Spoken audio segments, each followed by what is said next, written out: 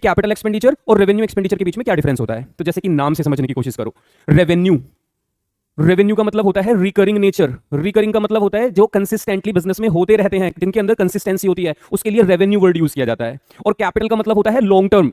तो capital expenditure का मतलब ऐसे खर्चे जो लॉन्ग टर्म में किए जाते हैं, जो लॉन्ग टर्म में करने के बाद वंस अ वाइल अब उनको दोबारा करने में 5 6 7 8 साल का समय लगेगा, उनको कैपिटल एक्सपेंडिचर बोलते हैं। और रेवेन्यू एक्सपेंडिचर वो एक्सपेंडिचर होते हैं जो हर साल होते रहते हैं। मैं एग्जांपल देता हूं। रेवेन्यू एक्सपेंडिचर का मतलब रेंट पे करना, स्टाफ को सैलरी देना, इलेक्ट्रिसिटी पे करना, बिल पे करना, प्रिंटिंग स्टेशनरी का खर्चा करना, बिल्डिंग का रिनोवेशन कराना, मशीन्स का रिपेयरिंग कराना, उनकी सर्विस कराना। ये छोटे छोटे खर्चे। अगर इनका अमाउंट 5 लाख रुपए भी है, अमाउंट पे मत जाना।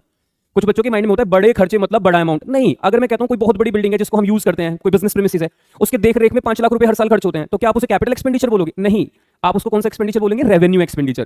कैपिटल एक्सपेंडिचर होते हैं बिल्डिंग खरीदना, बिल्डिंग की कैपेसिटी बढ़ाना, 10 कमरों की बिल्डिंग को 15 कमरों की बिल्डिंग बनाया, या फिर आपने मशीन थी उसके अंदर कोई और पार्ट ऐड करा के उसकी कैपेसिटी को बढ़ाया, है ना, उसकी